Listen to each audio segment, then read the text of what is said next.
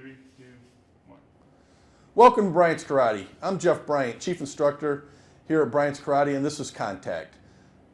Today we have Tom Phillips with us today. He's going to go over personal protection and CPL and a few other things. How you doing, Tom? I'm doing well, thank you. Hey. Right? Yep. John?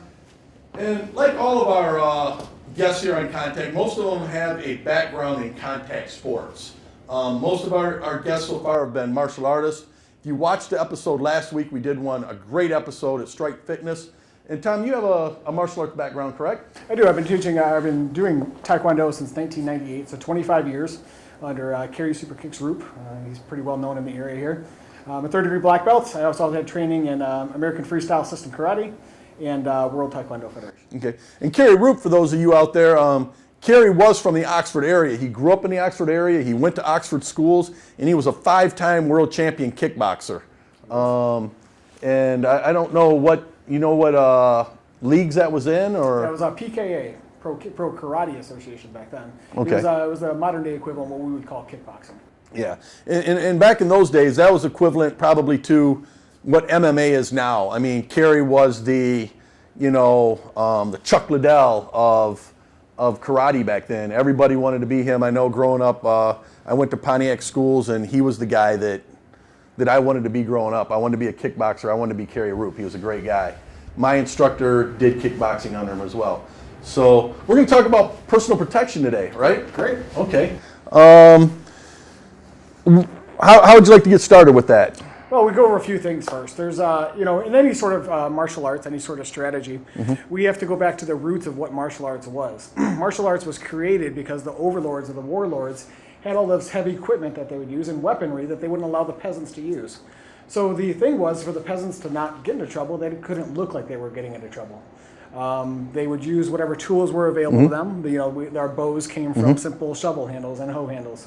The knives came from just their simple cutting knives that weren't allowed to be very sharp, but they were able to use them for joint manipulation. And so they developed that style, and we're carrying on with that style to today's personal defense. Okay. And we're talking about, because that sounds, I mean, we come from different styles of martial arts, and I'm from a more Okinawan Japanese style, and you're from a Korean style, but that sounds a lot about our history as well. It is, yeah. The whole Asian area, the whole Asian concepts were basically the same. There was always somebody as the overlord, and the peasants had to do something to defend themselves. Okay.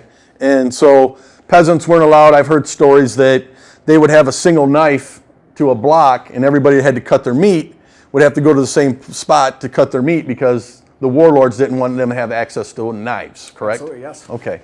That also got into the board breaking as well. They would actually use their hands and feet to chop wood instead of carrying it all the way into town to get it chopped. So Okay. somebody would come along and make big chops, and that's how they would practice, is by breaking. And that's the tradition of board breaking and brick breaking. Okay. And with now you teach a lot of personal protection and classes like that. Can you tell me a little bit about your experiences and where do you do that? Sure, I do. I've been doing it all over the Midwest. I've been teaching personal defense courses for the last 10 years. Women's groups, kids classes, even the adult men who are a low minority of men who think that they know what they're doing, and after a few hours they just don't. So without getting into the whole black belt philosophy and bringing them through 4 or 5 years of martial arts, I developed a system that is quick and to the point and that everybody can remember.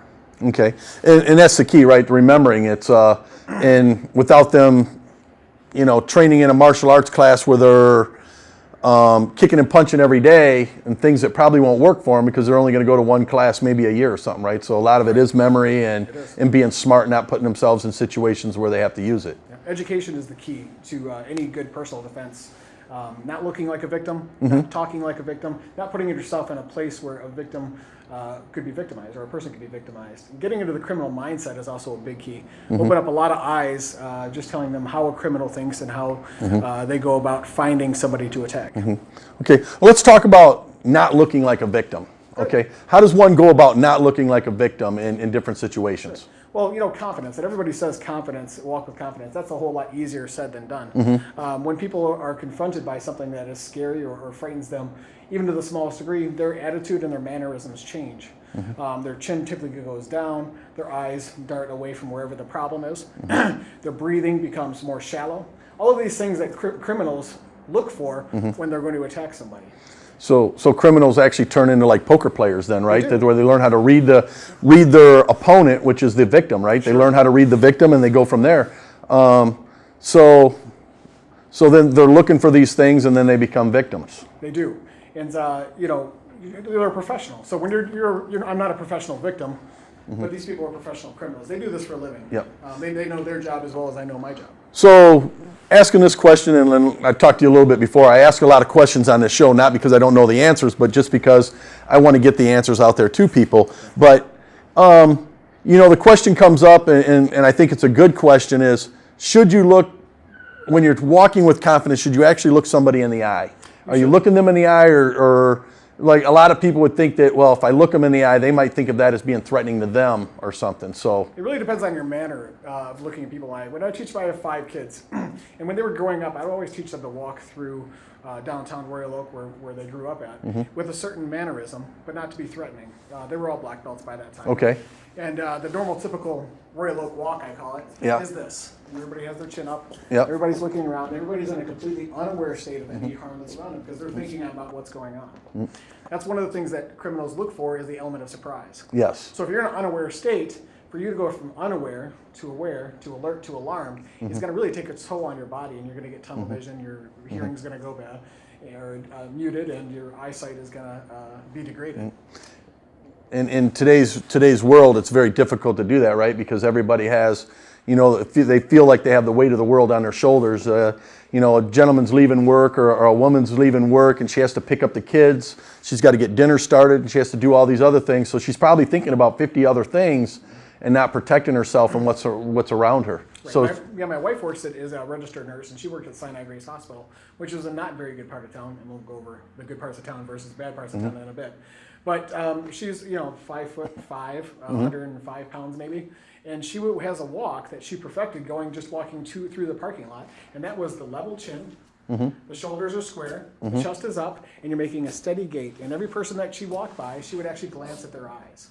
Psychologically, if humans glance at each other's eyes, the element of surprise is gone. Whether I can tell you anything that Jeff looks like when I walk by or not, it doesn't matter. As long as the eye contact meets, I know in the back of my head that somebody is there. Yep. That is a disadvantage to a criminal. And I teach that to a lot of people too in our self-defense courses that we do here at Bryant's Karate is, the other thing is if you can identify the person, they know you got a really good look at them. Criminals don't want to go to jail. Their whole focus is to attack you, steal your wallet, do those types of things. And very seldomly, unless the criminal is looking to kill you or do something more than just take your wallet, then they really care about if you get a good look at them. So looking at that person when you walk by them, they're going to look for that person that's not looking them in the face, right? Not the person that didn't get a good look at them and go from there. Right. It's the kid in the cookie jar type thing. When you were a kid and you're going to get a cookie out of the cookie jar, everything was fine until your mom just glanced at you, or you knew that she had that feeling about it, and then it made you think twice. Criminals have the same effect. It's a human nature. Okay. And then you were talking about a little bit about good parts of town, bad parts of towns. Right. Well, yeah, there's a public perception, and I think Hollywood plays a big role in it, and the media plays a big role in it. That everybody is long hair, everybody has a scruffy beard, everybody smells like wine, and it only happens at night in a bad part of town. That's just not true. FBI statistics say it's absolutely false. Criminals are not vampires. They don't come out only at night. In the city of Detroit, there's actually 30% of all the crime happens between 7 a.m. and 2 p.m. Okay. So that's about a third of the day, and you know what? Criminals are everywhere all the time. And the bad parts of town, I live in Beverly Hills, Michigan. We still have crime there. We still have home invasions. We have all that stuff. It's a smaller population, so you don't hear about it as much. He just wanted to throw in the fact he lived in Beverly Hills, Michigan. Okay. So with that though, it's with the good parts of town, bad parts of town, and the scruffy beards and things like that. What is the average, and I teach this in my self-defense class too, what is the average age and makeup of a rapist? It could be, there really is no average. Yeah. There's actually, it can happen from anywhere from 15-year-olds committing acts of rape up to 80-year-olds committing acts of rape. It really has to do with who the victim is and if they know that they can handle them. Yeah, because I heard a statistic one time where the demographic was like, anybody, like their typical was somebody that was well-dressed, clean cut, white male, between the ages of like 20 and 40. You know what I mean? So, and when I would teach a class, that was the thing. I'm like, I am your typical person. And I would tell people that because they always think of it as being, like you said, the scruffy beard person, the long hair, somebody like that. But it's not. And more times than not, it's somebody that they know. Yeah. Other than the fact that I just came from work, this suit was actually for a purpose. Criminals look like me. They look just like this. The real serious criminals do. Yep. Not the pocket, the wallet stealers, not the vandalism guys. The real criminals look just like this, and here's why.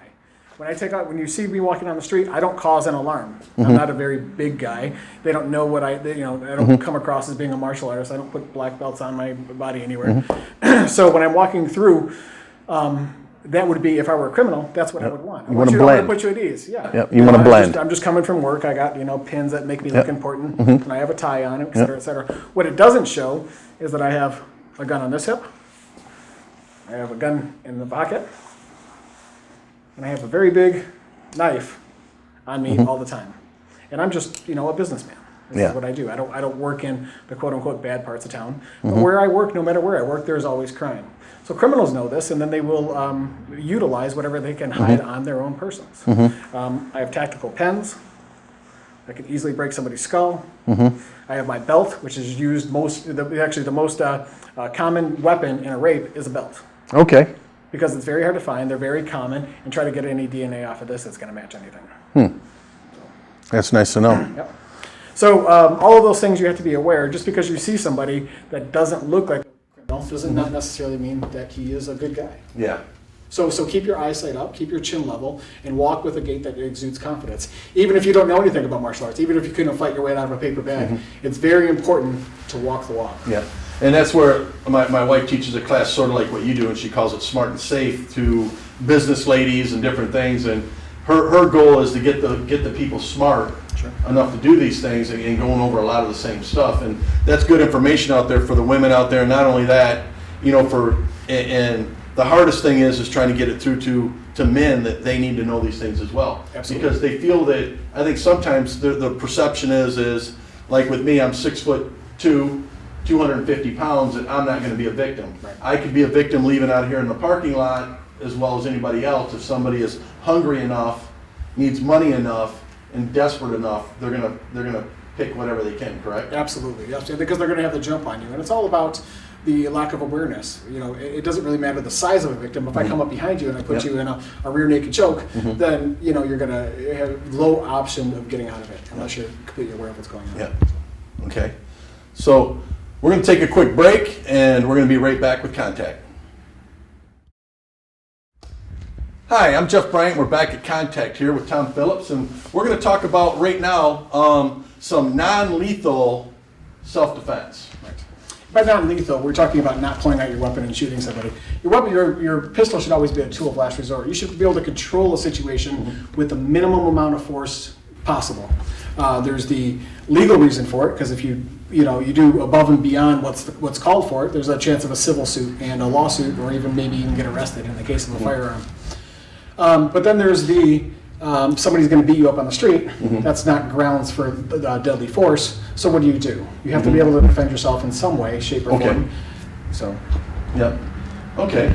Everybody talks about, everybody carries their keys around. Well, first and foremost, when I see people walking around these days, people are overloaded. Everything's got things on both shoulders. It's very hard to fight if you have two things on or one thing on each shoulder and you're walking through. I see this with a lot of women's personal defense courses that I teach, and my wife sees it when she's a nurse. These nurses walk in and they're just loaded to the hilt with all their stuff, and they're dragging things around. They're walking through a parking lot between cars, et cetera, et cetera. So the first part of non-lethal self-defense is simply just avoiding the areas that or the keys that people are looking for to attack you. Okay. So walking between cars is a big no-no because you can't see around what's beyond the cars. There was a case the other day, I saw a video that somebody had tied cans to the back of somebody's muffler, waited for that person to come out, because this was a mom and a baby. She put the baby in the car. She got in the car. She started driving away. She heard the cans in the back. She got out of the car, walked around, saw that they were cans. A guy comes from behind the other car, jumps in, takes off with her baby. So what could she have done to prevent that? Well, she could have took a walk around the car, not approach the car from the front. So when you approach a vehicle, you got to make a 360-degree surveillance of the area and look out for the other cars that are next to you as well, because that's the key. That's the pinch point for an attack. fighting between a car, if you're not ready for it, is very difficult. Yes, I would imagine it would be. Yes. Even for martial artists like us, we rely on our hands and our feet in long range things and takedowns, but we can't really get the leverage in between a car like that. Okay. The other thing is carrying your keys in your hand. I think everybody used to say, put the keys between your fingers like this. Well, the only thing is that this is very loose in your fingers, and it's going to cut the tendons in your fingers. Yes. You want to be able to walk away unscathed as much as possible. So you want to use a key, I don't care how many keys you have, like a knife between your first and your forefinger. And you're going to do a slashing or a stabbing motion only. That way, if you slice somebody with this, guess what's on the end of it? DNA, love it. DNA, absolutely. You take that key and you throw it when you're done, as far as you can. They will find that key. Yeah. They'll know who was attacking you if he ever has any sort of criminal history or even a bone marrow card.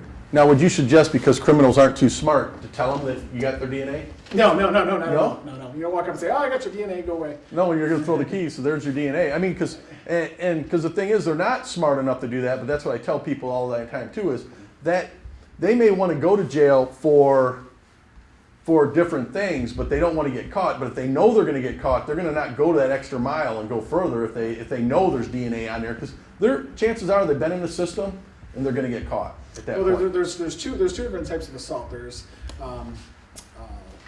aggravated and simple assault. Simple assault is simply if you assault somebody and I push you around and we're shoveling, we're dusting, it doesn't require you to go to the hospital, then that is simple assault.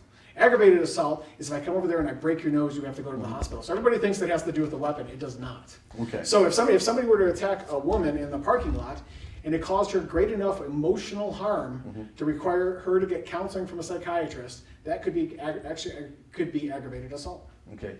What about the intent? I mean, if it's a rape gone bad or even a robbery gone bad, where they don't actually rape and they don't actually, could they get them for attempted rape or attempted robbery with the aggravated assault? Absolutely.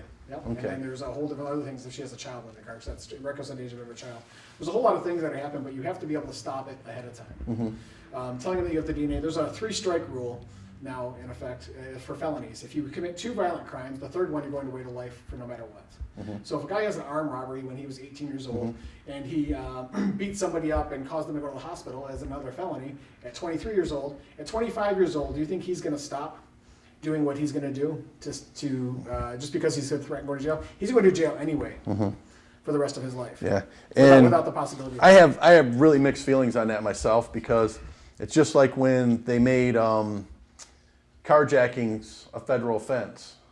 I really have problems with some of this stuff, and it's not because it's a federal offense. I think these people should go to jail, but now that it's a federal offense, they go to federal prison, they have to do federal time, and they don't want to do that, so they're almost willing to go that extra mile not to get caught, and if that means killing the person. Exactly. So now you're saying the crime doesn't really fit the time, because these people are going to go over and above just so they don't get caught. Sure. Yeah. And I think the legal perspective is their crimes generally increase in severity. Okay. So what started as an aggravated assault went to an armed robbery. Now he's going to rape and kill somebody. Yes. So, yeah, it'd be better off if they just did that from the beginning and made them do some real time from the beginning and counsel them from there instead of letting them go. Exactly. I think that they're a little bit too lenient on the first few, and then they try, just like a lot of places with the drunk driving and stuff. So. Right. They have other things that you can use for practical defense is a simple pen. Okay. A pen, you could do a whole lot of damage with a pen. You can stab somebody in the eye, you can stab somebody in the ear, you can stab somebody in the throat. Your objective is not to win a fight. Your objective is not to stay there and stand over your guy and kick dirt on him and say you're all done. Your objective is to get away from the crime as fast as you can and let the police find this guy. Yeah.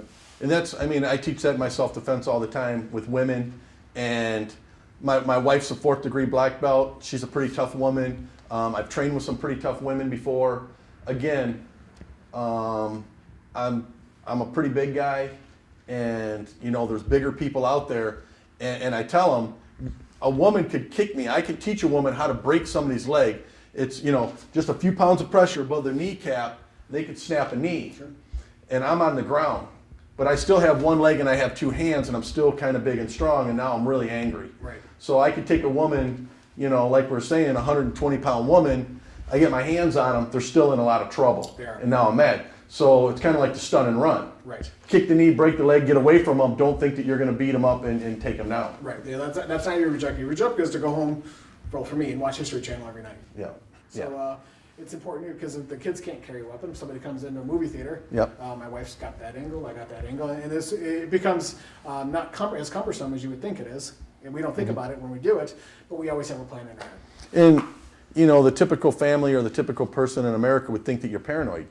Right. You know what I mean? But not it's not. It's you're just being safe and you're putting forethought into safety of your family. Sure, I have fire extinguishers in my house too. Does it mean I'm paranoid that I'm going to have a fire?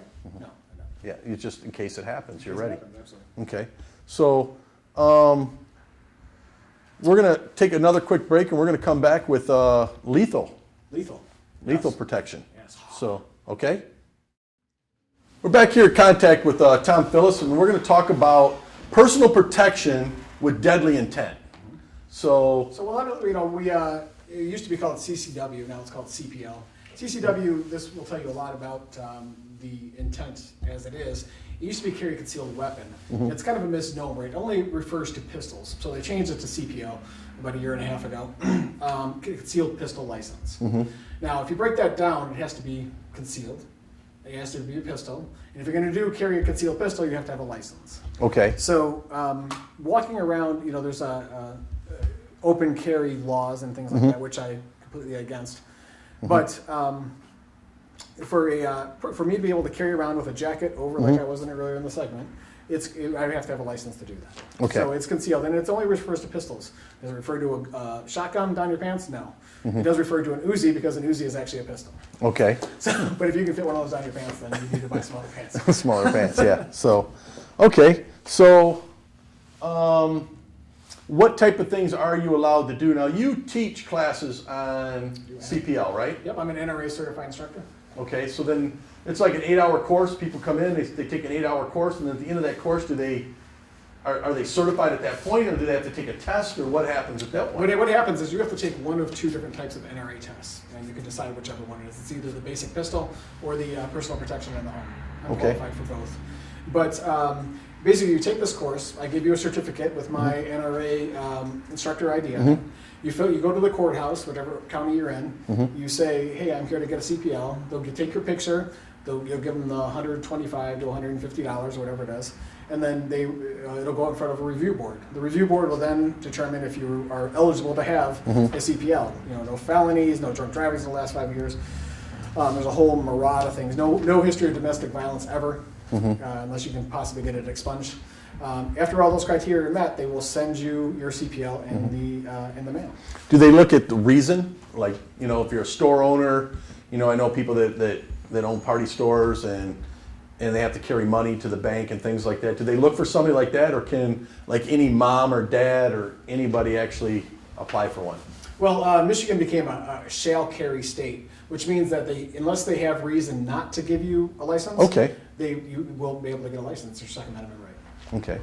So then talking about personal protection then what are we talking about? What are your legal rights? What can you do and what should you not do?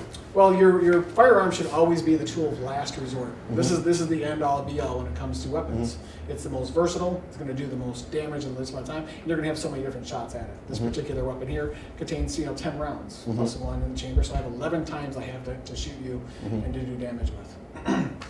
So it should always be used as a tool of last resort, and it should always be readily available to you. But in the event that all the criteria for deadly forces are met, which means the threat has to be real. It means you can't just be sitting here yelling at me or wanting to punch me or something like that. You have to have the capability of doing so. So you have something in your hand that's going to cause deadly force to me, and I have to defend myself with equal force. Okay. And the intent and the action has to be there. So you walking around with a gun on your hip, just with your hands like this, yelling and screaming at me doesn't have the intent to use the right. Exactly. But what if I'm yelling and screaming at you and say I'm going to shoot you? Even that is not. Even that is not? You would have to actually make a draw for your gun and unclick. This would be called brandishing. Brandishing a weapon is when you make a violent attempt for a firearm. Okay. So me blowing my coat open, in a windy day, that's not exactly brandishing. Okay. That's going from concealed to cover. But if I were to get into an argument, say somebody hit me from behind and I got out of my car and I walked over to the person and said, "You know what?" And as soon as I made that motion there, that would be considered felony brandishing. Okay. And you would get in very big trouble for that. Okay. So good to know. Yeah, and that's one of the things where, I mean, actually my personal thoughts on carrying a weapon are just that, because there's so many different laws and everything else, and really knowing what you can and can't do can actually get you in a lot of trouble. Because the other thing is, like you said, if a person has a gun, and it's kind of like the Old West. I have a gun, you have a gun, but you have to wait for me to go to my gun before you pull yours. Kind of goes against the whole martial arts time to strike when the opportunity presents itself, because the opportunity presented itself already, but he's already making a move. Absolutely. Yep. So you're at a disadvantage. You are at a disadvantage. That's where the awareness comes into play. So by the time you have to draw your weapon, everything else that you have done to protect yourself and to make yourself not a victim have failed. Okay. Okay, so either whether it's your fault or you weren't paying attention, that's why you have to have layered defense when you're walking around. Okay. You know, everybody carries around their one favorite gun. They go out and they get their CPL, and they finally got it, and they go through all the classes, and I tell them you can't shoot anybody, you know, and they still go get a gun, and they buy one gun, they put it on their right-hand side or their left-hand side, depending what their dominant hand is, and this is all they have. Yeah. Well, what do you think criminals are going to shoot you? They're going to shoot you in the arm that you're dominant with. So if you pull out your gun on your right, they're going to shoot you in your right arm. Then you have nothing over here. I can't get to my weapon over here effectively and try to do that. So it's always important to have two guns on you, one on each side. You saw that I had my little one in my pocket, the big one in here. Sometimes I carry two on my hip. I'm a businessman, so I can't come, you know, fully loaded with my AR-15. I can't do any of that, but I can try to make it as concealed as possible. So whatever works for you, whatever is the best gun that you can handle. Okay. Now, we were just talking a few minutes ago during the break about a gentleman by the name of Master Danny Bartley, and I know that taking his classes, he actually breaks down everything into when he starts talking about gun control. And you had talked a little bit about this, ranges. What is a safe range? Where's a bad range? And like right now, I'm in a very disadvantaged range with you, because if you pulled out a gun on me right now, it was going to shoot me. And you being, you know, and this is the thing with criminals though. Tom's not a criminal. He practices, shoots his gun. It's legal for him to shoot his gun. He's probably very deadly with his gun. Most criminals out there aren't very accurate, right? No, because they really don't want to have a whole lot of footage, and every range in America has a security camera in there. Yep. They don't want to see him going to, or he goes to a jury, and he was practicing all week. Yeah. With these behind the, you know, from the knees and from the hips and everything else. It just doesn't look good to him. So what he does is he goes to a buddy's farm or something and he'll practice out there, but nothing in a tactical environment. Okay. And so, and he breaks it down. I mean, it's amazing what he breaks it down just with, you know, if somebody has a gun to your head and the things you have to do, or the things that he thinks you should do, and the amount of time it takes for me to react even with a gun versus with when you decide to take the weapon away. Sure. Well, let's get back to the reason why criminals are putting a gun to your head or to your chest in the first place. They're devoid of both logic and reason. Every violent criminal in the world has always been devoid of those two basic things. When I walk around town, I have logic that it's not going to make any sense for me to attack somebody, and I have reason that there's no reason for me to be able to do that. Yes. So by the time a criminal comes over here and he actually has a weapon pointed at your general direction, you know that he is devoid of both of those things. Because he knows the weapon is deadly. He knows that whatever you do or doing to him isn't going to constitute lethal force. Yes. So you're at a disadvantage, you're correct. But there are certain disadvantages of having a gun anyway. Yes. You know, Well, I know what you're going to do. Exactly. You're not going to kick me, you're not going to punch me, you're not going to headbutt me, you're going to shoot me. Exactly. And that goes back to the martial art philosophy of whatever I have in my hand is my primary weapon. Yes. If I were to have a knife in my hand, you know that that is my primary weapon.